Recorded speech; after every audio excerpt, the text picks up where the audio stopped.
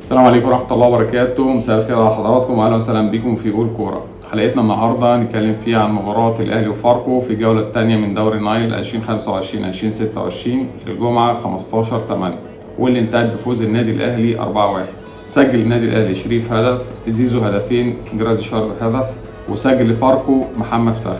في الحقيقة النهاردة ريبيرو فاجئنا التشكيل، تحس فيه ريحة عماد النحاس. فاجئنا التشكيل مكون مصطفى شوبير اللي تاني مباراة على التوالي.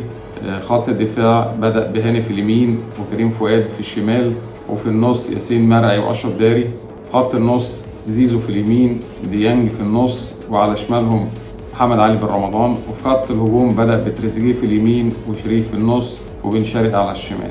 التشكيل ده فيه شوية تعديلات: دخول كريم فؤاد مكان محمد شكري، دخول أشرف داري مكان ياسر إبراهيم، تغييرين في نص الملعب، خط الوسط والهجوم بخروج احمد رضا وقفشه ونزول بن شرقي وديانج. تشكيل في مجمله تشكيل مبشر، تحس ان هيبقى فيه اداء كويس، اداء هجومي، وده فعلا اللي عمله النادي الاهلي.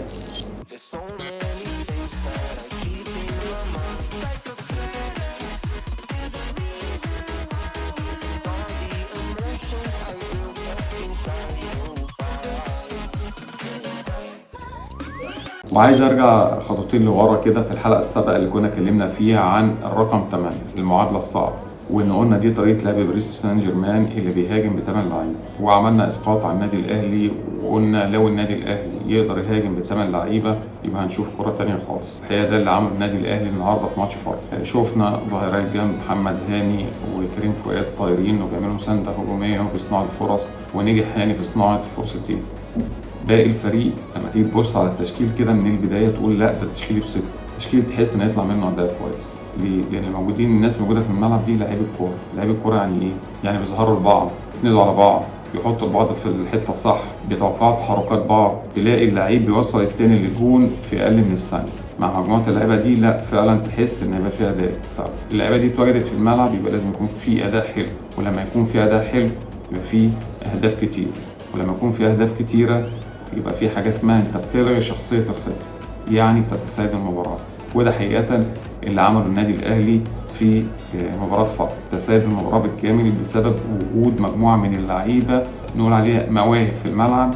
فكرتنا بالجيل الذهبي بتاع ابو تريكه وبركات ومحمد شوقي وحسام غالي ومتعب وباقي مجموعه موجوده في الملعب، لا تحسسك ان الاداء شكل تاني، ان ده مش النادي الاهلي في ماتش فاركو.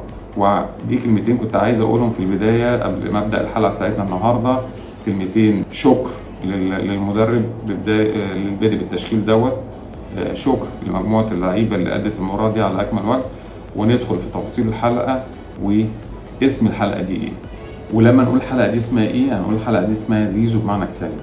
يعني ايه الحريه اللي خدها زيزو؟ نرجع مع بعض شويه للمباراه السابقه.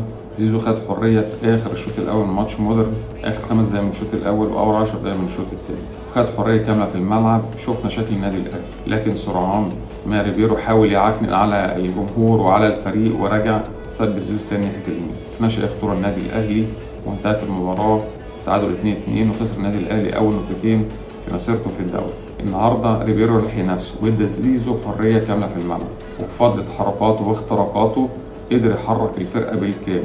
وفعلا الفرقه كلها بالكامل ابتدت تتحرك يمين وشمال، وقدر يعمل ربط الخطوط اللي كان الاهلي مفتقده في المباراه اللي فاتت. فعلا زيزو ربط الخطوط كلها ببعض، وشفنا الاداء المبهر الراقي اللي احنا شفناه. لما نيجي نسال نفسنا دلوقتي ايه احسن حاجه كانت موجوده في المباراه ده، الكل هيروح حاجتين، هنقول الاداء والنتيجه الكبيره. انما انا في الحقيقه ليا راي تاني خالص. انا شايف التناغم الجميل اللي كان موجود بين زيزو وبين رمضان وبين زيزو وبين شرقي. الثلاثي ده او اللي نقدر نسميه مثلث الرعب هو اللي عمل الحاله اللي كان عليها النادي الاهلي. فعلا لقينا النادي الاهلي حاله تانية خالص، لعيبه كره في الملعب، لعيبه بتظهر لبعض، بتسند على بعض، تحط الكره صح لبعض. التناغم ده هو اللي عمل الحاله الجميله اللي كان موجود عليها النادي الاهلي في المباراه دي، وهو سبب الاداء الراقي والنتيجه الكبيره اللي تمت في مباراه فاركو. وده اللي هنشوفه خلال المباريات الجايه. فعلا الثلاثي ده او مثلث الرعب ده هو اللي هيعمل حاله افضل واحلى خلال المباريات الجايه. فعلا التناغم هو اللي كان ناقص النادي الاهلي في في المباراة الأولى، وهو اللي ناقص النادي الأهلي من زمان. وجود المواهب دي في الملعب عملت الفارق وأوجدت هذا التنوع، والفضل يرجع لزيزو وأداء محمد علي بن رمضان وبن شرقي. ولما نقول الثلاثي أو مثلث الرعب تحس إن الكلمة دي ناقصة حاجة بسبب وجود تريزيجيه في الملعب. عشان كده حابين نقول كلمة لتريزيجيه، ضروري جدا إن أنت تخش جوه الثلاثي ده في أسرع وقت، لأن فعلا محتاجين نقول إن في رباعي رهيب. الرباعي ده لو اتواجد في النادي الأهلي ما أعتقدش إن في فريق ممكن يعطل النادي الأهلي محليا أو أفريقيا، بس ده بشرط توفر العنصر البدني. مهم جدا العنصر البدني يكون موجود، لأن العنصر البدني لو مش موجود مع المواهب اللي موجودة ديت، لا، في معادلات كتير جدا هتتغير وممكن حالة الفريق تروح لحتة تانية خالص.